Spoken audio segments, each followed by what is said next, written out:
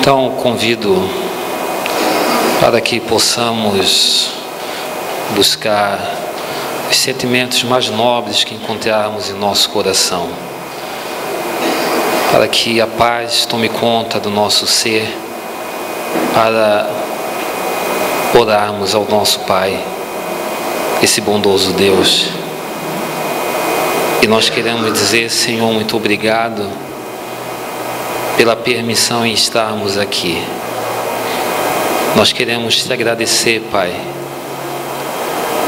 por todo o amparo, pelas providências, pelas bênçãos e pelo socorro que se apresentam todos os dias à nossa frente. Nós queremos agradecer, Pai, por já ter brotado em nosso coração o desejo de seguir, de aprender e de buscar praticar o Evangelho de Jesus. Nós queremos agradecer, Pai, porque são as Tuas mãos que se colocam sobre a nossa cabeça, aliviando o peso do nosso ombro. Por tudo isso, permita, Pai, que nós, mesmo pequenos, errantes, que nós consigamos todos trilhar um caminho novo, um caminho de luz, e que a luz, Senhor, possa nos fazer melhor, possa modificar o nosso modo de pensar, de agir. Que a luz, Senhor, possa fazer com que nós te mostremos através de nossos comportamentos e ações. Obrigado à espiritualidade que há tempo já nos assiste e estava aguardando a cada um de nós para que nós pudéssemos sair daqui alimentados pela palavra do Evangelho, pelo conhecimento espírita, mas principalmente pelo remédio que é essa chuva de bênçãos que cai sobre a cabeça de cada um. Fique conosco, nos guarde e nos proteja. Que assim seja. Nós temos hoje a alegria de ter aqui conosco o nosso companheiro Nilson Borges, trabalhador da Casa de Jesus, que vai nos falar sobre voltando para Deus. Boa noite a todos, que Deus nos abençoe, e eu peço a Ele que me ajude para que eu possa dar conta de sensibilizar o coração de todos os senhores, todas as senhoras. O título Voltando para Deus é porque nós nos afastamos dEle. Ele está nós estamos nele, mas nós nos afastamos dele, quando nós nos afastamos das leis que ele estabeleceu. E uma das leis que ele estabeleceu foi a lei de amor, justiça e caridade. É uma lei. Como existe a lei de causa e efeito, existe a lei de amor, vírgula, justiça e caridade. Não é ou amor ou justiça, é amor, justiça e caridade. Então eu quero falar hoje com o coração para as pessoas que estão aqui dilaceradas por alguma dor, angustiadas em busca de respostas. Por isso eu peço a ajuda de Deus. E é amor e justiça, porque não existe justiça sem amor.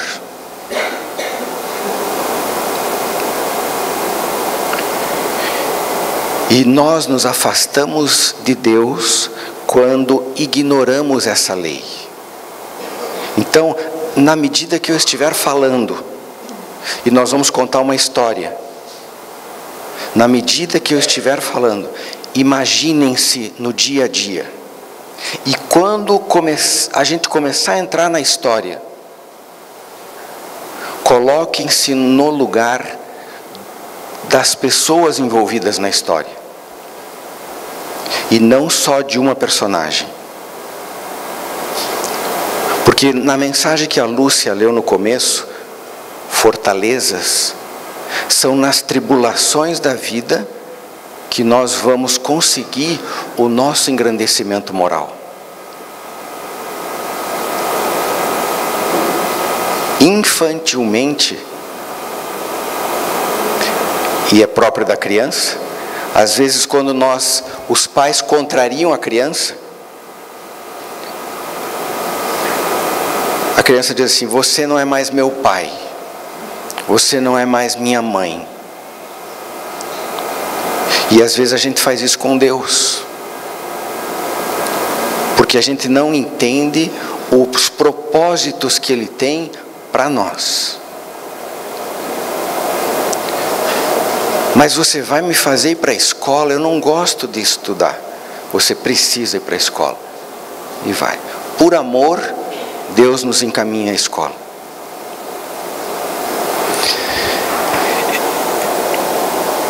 Quando tem alguma coisa errada no nosso corpo, ele inflama, ou temos febre, ou algum mal-estar.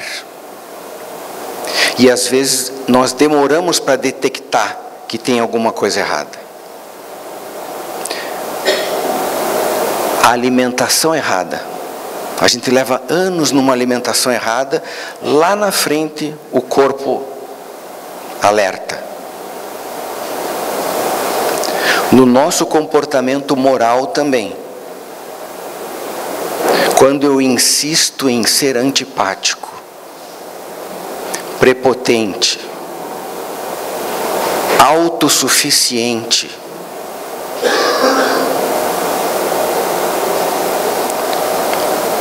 lá na frente, porque Deus deixa, Deus vai deixando, e é como se Ele dissesse assim: é isso mesmo que você quer? São essas as escolhas que você quer fazer? Deus respeita as nossas escolhas.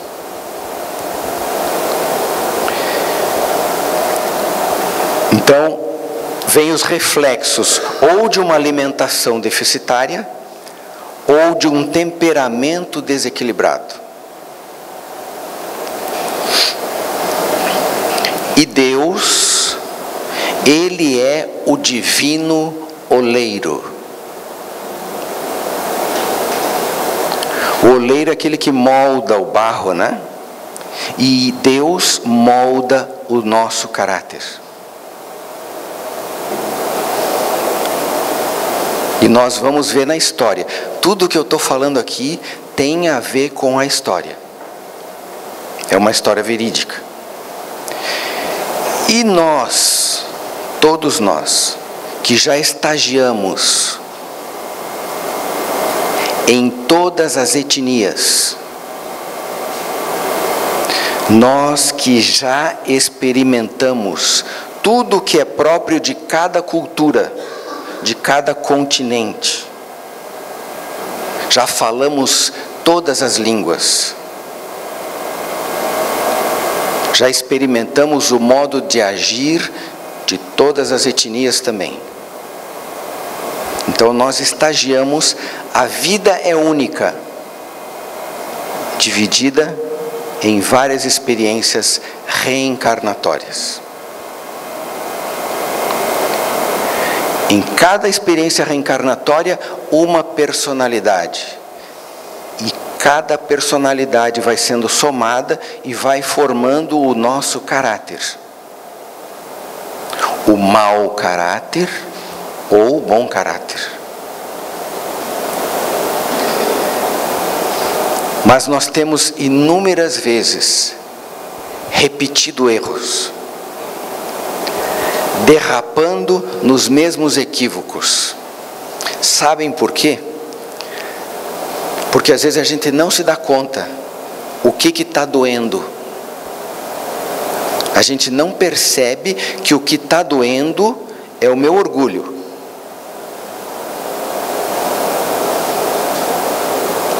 É a minha autossuficiência. Mas no Evangelho diz que nós somos ramos da videira.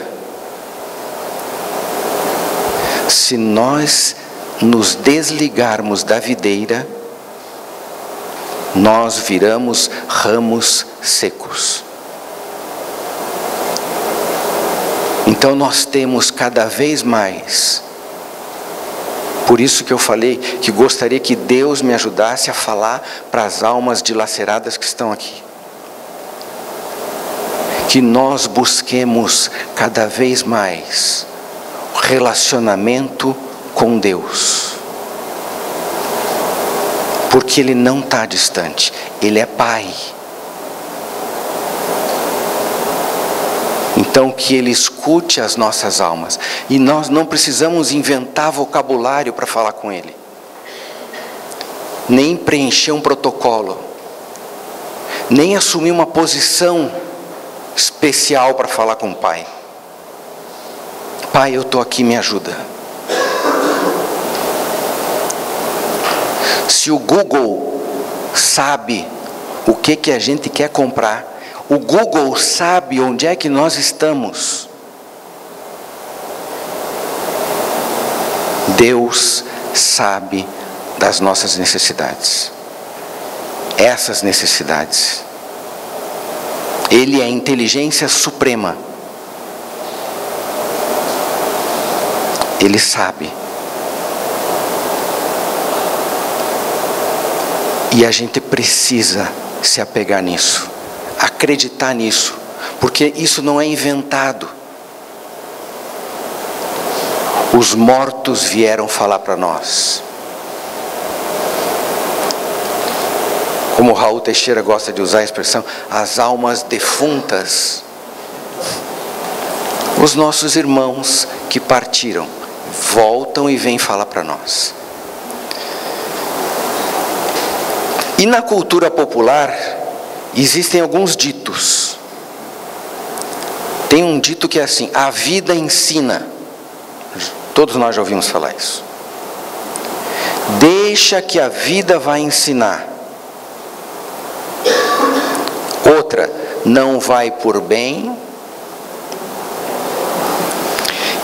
E Jesus disse assim: a cada um segundo as suas obras.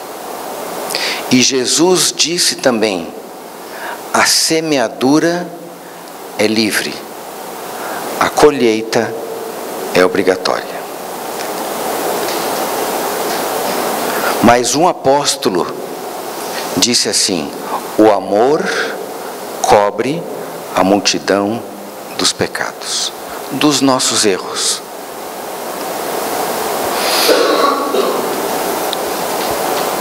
E como é que Deus corrige um mau caráter?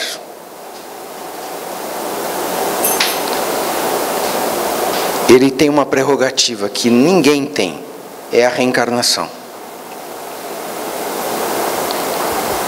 Então Ele nos coloca numa etnia, Ele nos coloca num contexto econômico, e Ele vai nos colocando dentro dessa escola chamada Terra. Ele vai nos colocando em várias salas de aula. Uma vez eu reencarno na sala de aula do Japão, outra vez na Austrália, outra vez na Etiópia, outra vez no Brasil. Cada sala de aula ensina alguma coisa para nós. E tem aquela síndrome de Gabriela. Eu nasci assim, eu cresci assim, eu sou mesmo assim, vou ser sempre assim. Será? Então, aí é que o divino oleiro vai mexendo na gente. Na dureza, usando a expressão do Evangelho, na dureza dos nossos corações. Deus mexe na dureza dos nossos corações através da reencarnação. E aí ele vai moldando o nosso caráter.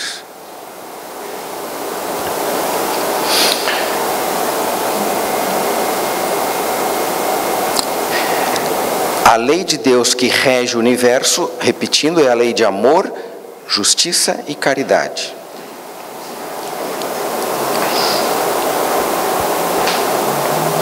Jesus disse: onde estiver o teu tesouro, aí estará o teu coração.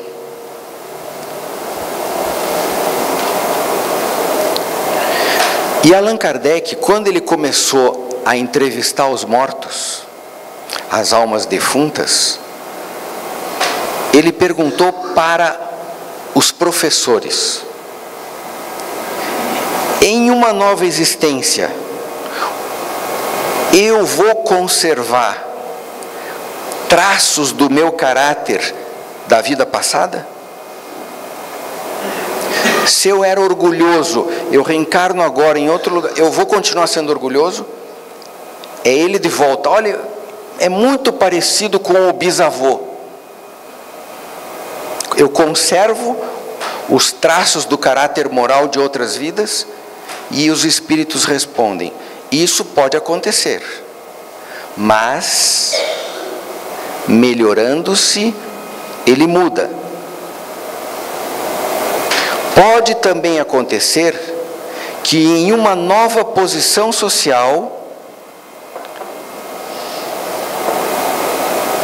também contribua para uma mudança.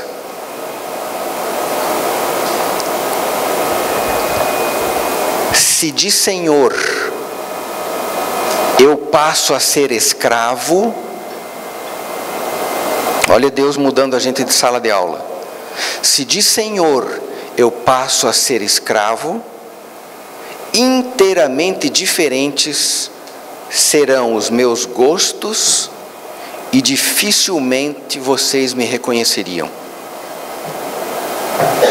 Mas sendo o espírito sempre o mesmo, ele está sendo moldado, nós estamos sendo moldados, podem existir certas semelhanças, porque a gente não muda assim. Podem existir algumas semelhanças, modificadas pelos hábitos da posição que eu ocupe. Me ajudem, vocês estão entendendo? Façam assim, eu faço assim. Está dando para entender?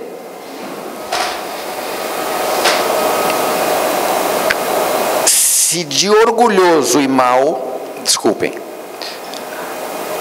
ele vai mudando até que um aperfeiçoamento muito grande lhe haja mudado completamente. Olha Deus mudando o caráter. Olha Deus eliminando aquela síndrome de que eu sou assim, eu não tenho jeito, eu vou ser sempre assim. De orgulhoso e mau, ele pode se tornar humilde e bondoso, se arrependeu. Por isso Jesus falou: arrependei-vos. E arrepender vem do grego converter, é você mudar de posição, mudar o sentido que você estava dando para a tua vida.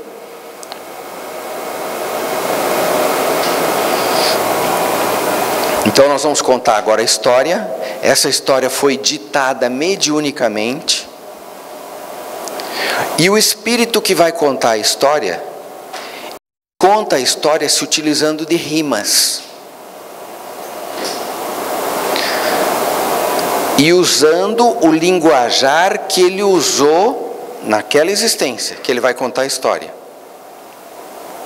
Então, para que eu não comprometa a essência do sentimento dele,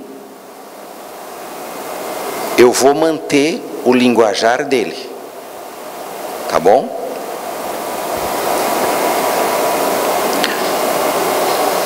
A história é a história de Abacuntá,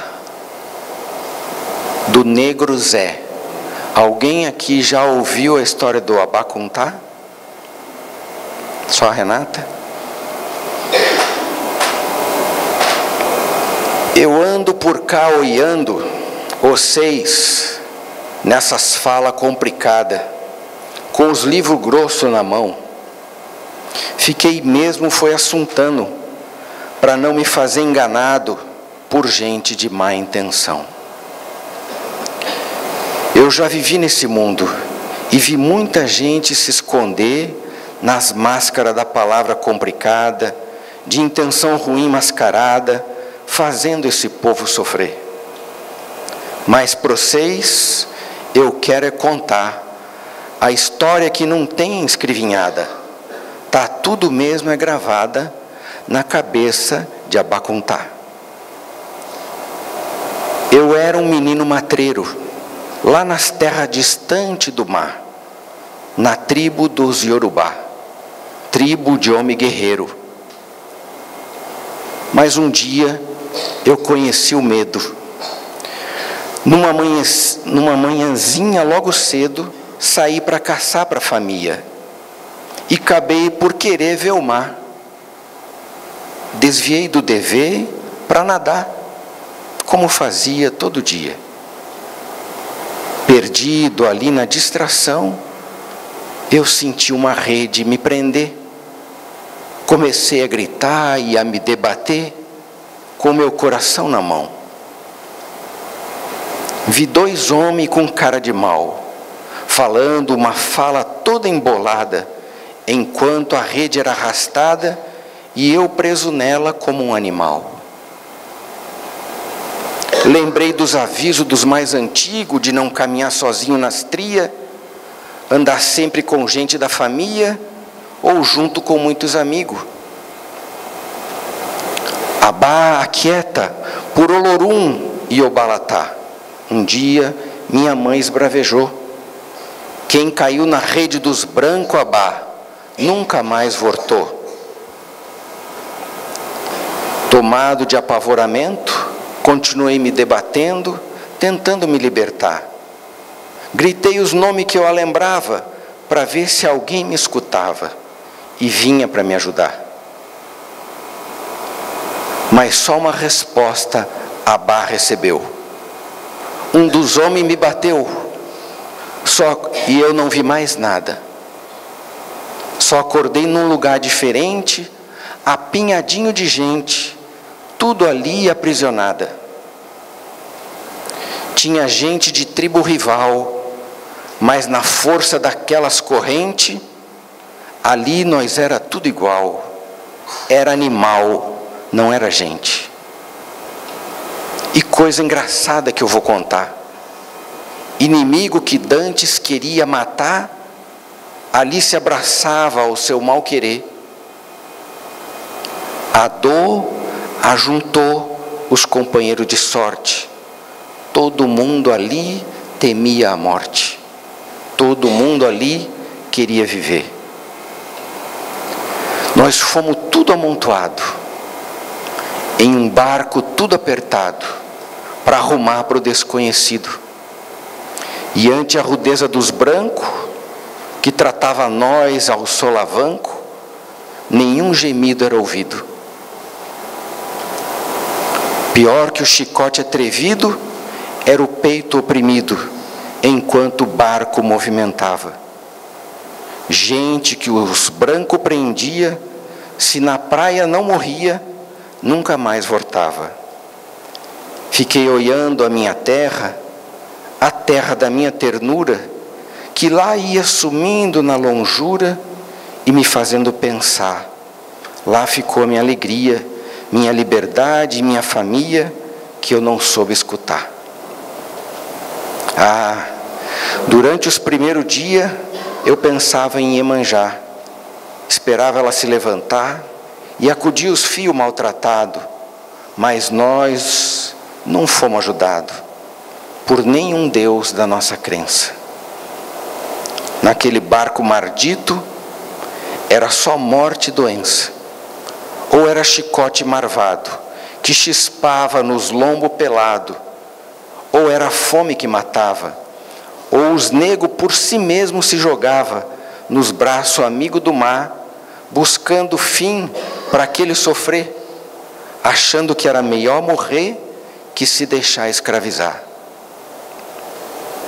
A comida era pouca e medida, e só para quem não tivesse ferida, nem febre ou prostração. Esses era tudo acorrentado, e no mar era tudo jogado, sem qualquer compaixão. Nem sei quanto tempo isso levou, mas um dia o barco chegou onde tinha que chegar. E nós descemos tudo assustado, e fomos logo apreciados por quem queria comprar. Eu era só um menino, mas estava ali nas correntes, como se eu fosse um bicho, e vinham uns homens e me olhava, de vez em quando falava aquela língua embolada, e eu não entendia nada. Mas queria falar para eles também, que Abacuntá era a gente também. Aí o povo me agredia. Para piorar meu sofrimento, eu fiquei ali no relento. Depois daquela agonia, naquela viagem sem fim, com fome, com sede e cansado, esperando ser comprado para saber o meu fim. Acabei por ser comprado por um homem mal encarado, que me levou até a montaria, mas não me fez montar, foi caminhar. Me puxava pela corda amarrada, nas minha mão acorrentada, junto a outras tanta mão, de outros que nem eu, que na viagem não morreu. Nós ia aquele bando, caladinho, e se caía pelo caminho, os homens davam uns arrancão, e gritavam as palavras emboladas, parecia uma besta marvada, sem dó nem compaixão. Nosso pé descalço no chão, ia ferindo e sangrando, mas os homens iam puxando, sem querer saber de nada, muitas horas caminhando, com a moringa queimando, no sol forte da estrada. Caminhamos bem longe, chegamos no alto de um monte, com uma estranha construção. Levaram nós para um lugar, onde nós ia ficar, era a nossa prisão. Tinha tanto nego lá dentro, que hoje eu penso admirado, com tanta abominação, que pensava esse povo branco para fazer tanta loucura, só por causa da pele escura? Nós não era seus irmãos? Durante muitos dias, eu só ficava calado. Estava muito acabrunhado, de saudade e de dor. Mas as negas veio aproximando, aos poucos fui acostumando com aquela vida de horror. Nem sempre nós compreendíamos o que os outros negros diziam, porque muitos que ali chegou, vieram de lugar diferente, outra tribo, outra gente. Mas aos poucos nós aprendia a língua embolada dos brancos, e a língua uns do outro também, para entender as ordens dadas, e não tomar umas lambadas do chicote do feitor, no seu constante estala, estala. Nós trabalhava de dia, e de noite se recolhia num lugar chamado senzala, onde dormia no chão, tudo amontoado. Mas tinha também os coitados, que por castigo ou ruindade, ficava preso pelas extremidades, até a luz do dia voltar. Me chamaram José, eu não era mais Abá. Eu via o tempo passar, eu já não era mais um menino, agora eu já era um homem forte, mas de jeito fraco, amuado, não queria ser maltratado, tinha medo da morte.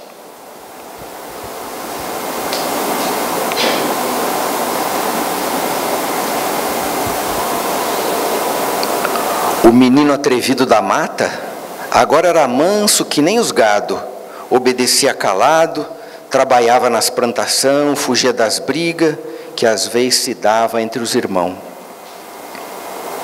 E ficava só espreitando o chicote do feitor estalando nos lombos dos mais afoitos que entrava em confusão. Por ser nego, manso e calado, que não gostava de brigar, um dia fui apontado para poder acompanhar o senhorzinho daquelas terras. Parecia coisa boa. Ia comer melhorzinho, ia vestir melhorzinho, ficar na casa grande, sem serviço muito pesado. Eu fiquei até animado. Pensei que a sorte sorria para o coitado do Zé. Eu é que não sabia que tinha um tipo de maldade que faz a gente sentir saudade do chicote do feitor. Ah, não. Tem castigo pior. Lambada de toda hora, que não estala no lombo, mas causa dor maior.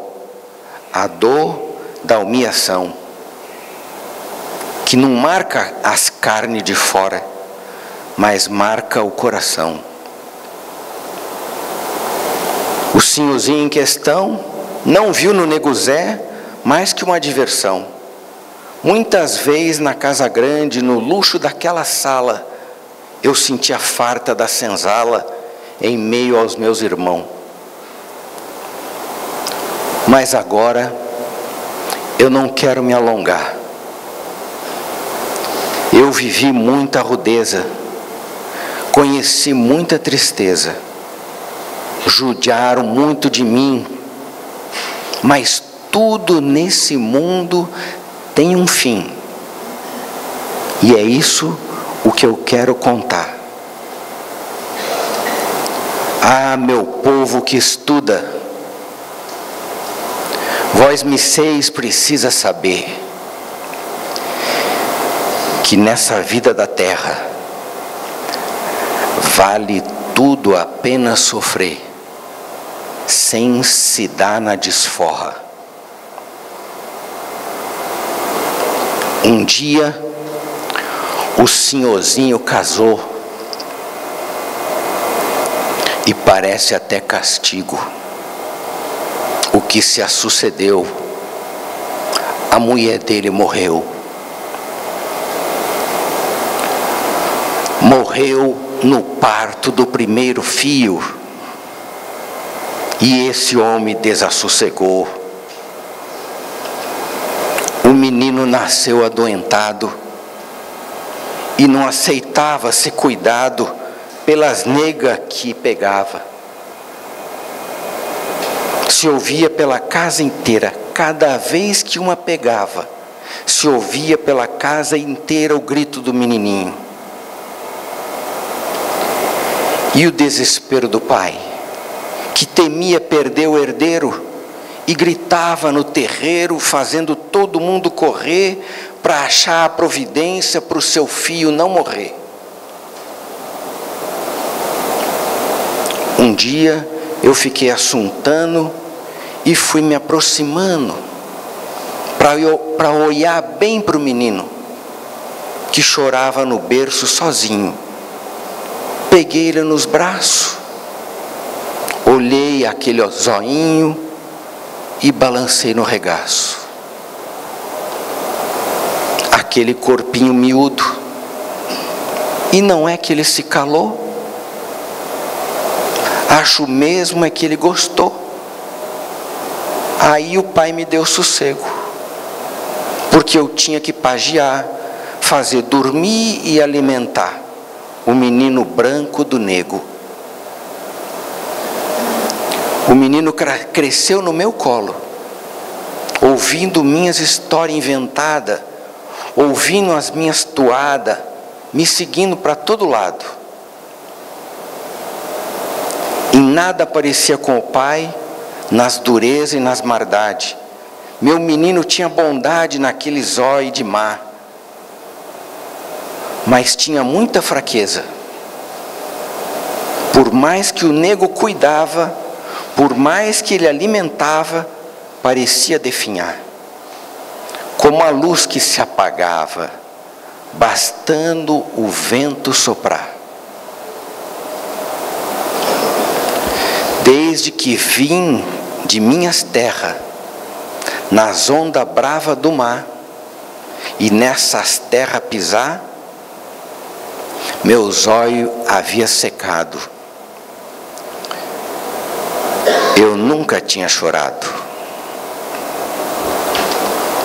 Nas tristezas que eu vivi, nem nas humilhações que eu sofri, nem nas vezes que eu apanhei, uma lágrima eu derramei. Mas quando eu vi meu anjo branco baixar no buraco da terra,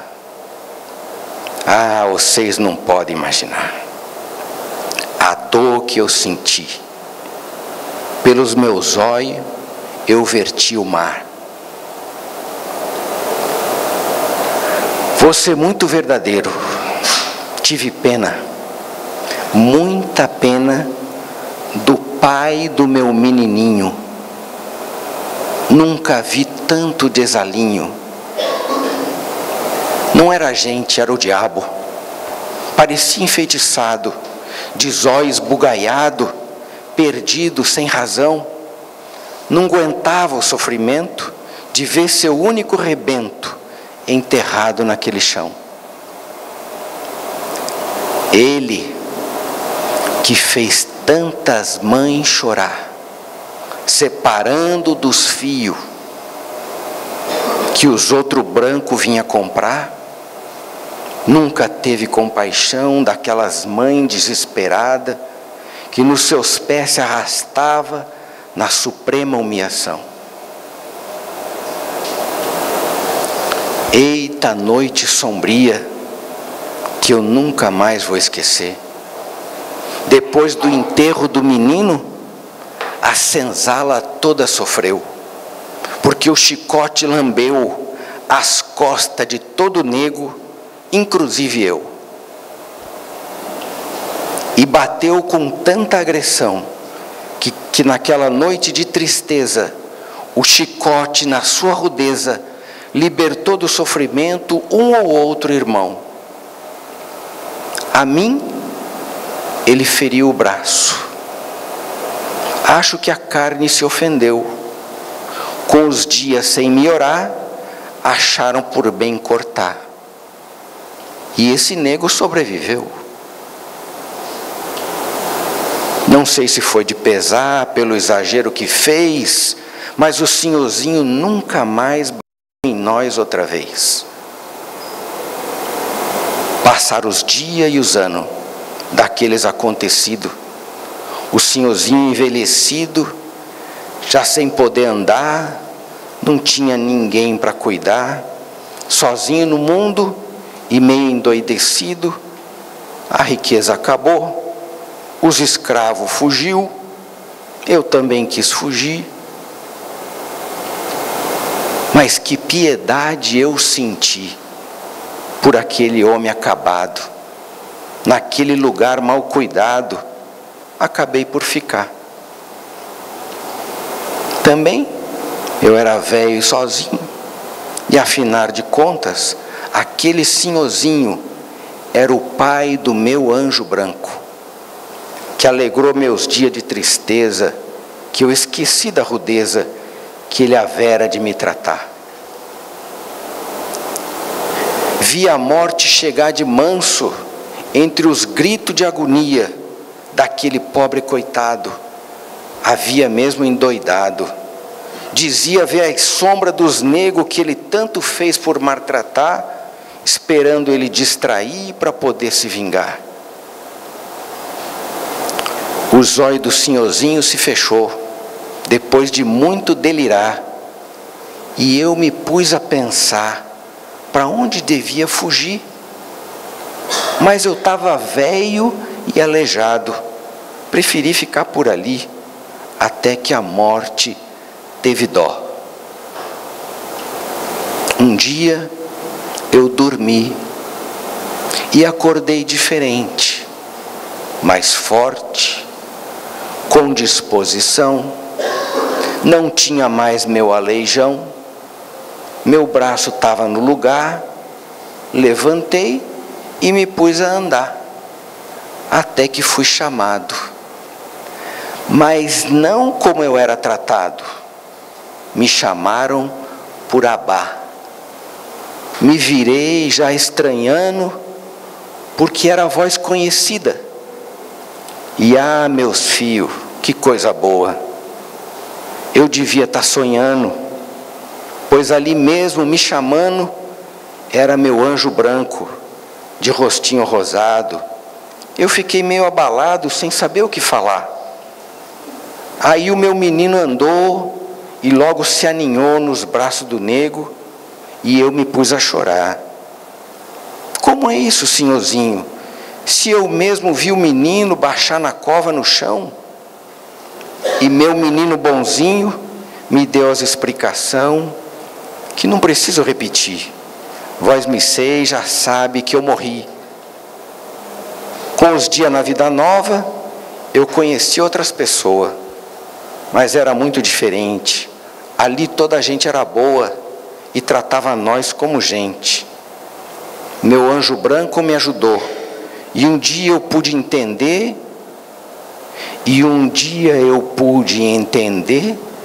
o porquê do sofrer da minha vida que tinha acabado.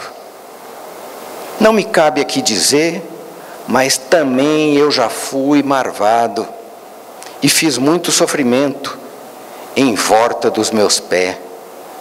Mas a divina piedade me deixou pelejar para poder me libertar da minha própria maldade. E para findar esses versos, eu quero dizer para vocês: depois que eu conheci Jesus e soube tudo o que ele passou, só para poder libertar os seus irmãos pecadores, eu agora sou escravo por vontade desse meu novo Senhor. E ele tem me ensinado que a força maior desse mundo é maior que as correntes de aço que um dia prendeu o nosso braço lá na escravidão. E que se nós aprender a amar, nós vamos nos libertar de corrente muito pior que as correntes de ferro. Nós vamos estar libertos das correntes da ilusão. E quem se libertar dessas amarras, já sente vontade de voltar, de modo a poder salvar aquele nossos irmão preso nesse tormento, acorrentado ao sofrimento, nas terras do coração. Desde o dia que eu entendi, tenho daqui muito lutado para um dia ver libertado das correntes da ilusão aquele que foi meu Senhor. Mas como Jesus ensinou, agora é meu irmão. Eu tenho esperado ansioso, apertar no meu peito saudoso o coração do Senhorzinho, que luta agora no mundo, reconstruindo os próprios passos, e se fizer tudo direitinho, como manda as leis do amor, não demora a poder descansar no peito do seu Abá.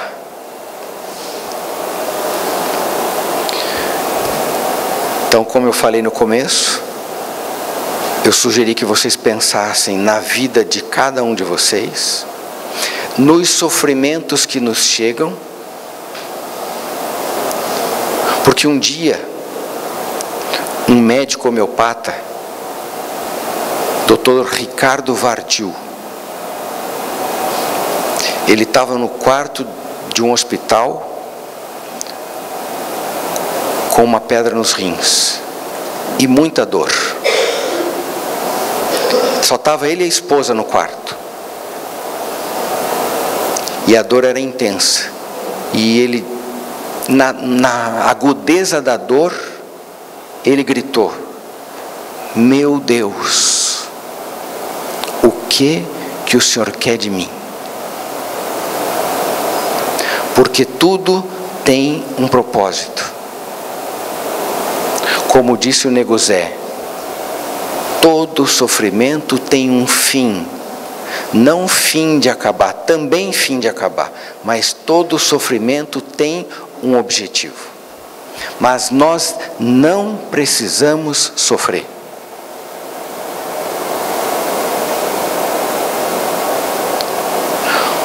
O sofrimento vem como recurso pedagógico para aqueles mais teimosos.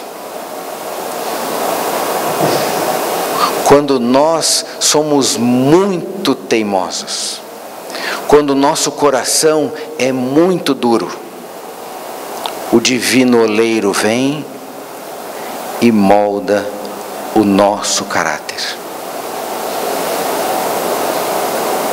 Que Jesus abençoe todos vocês. Obrigado pela paciência, pela simpatia quando balançaram a cabeça, né? Muito obrigado, que Deus nos abençoe. Obrigado ao Nilson. Uma boa história para começarmos uma semana, uma boa semana.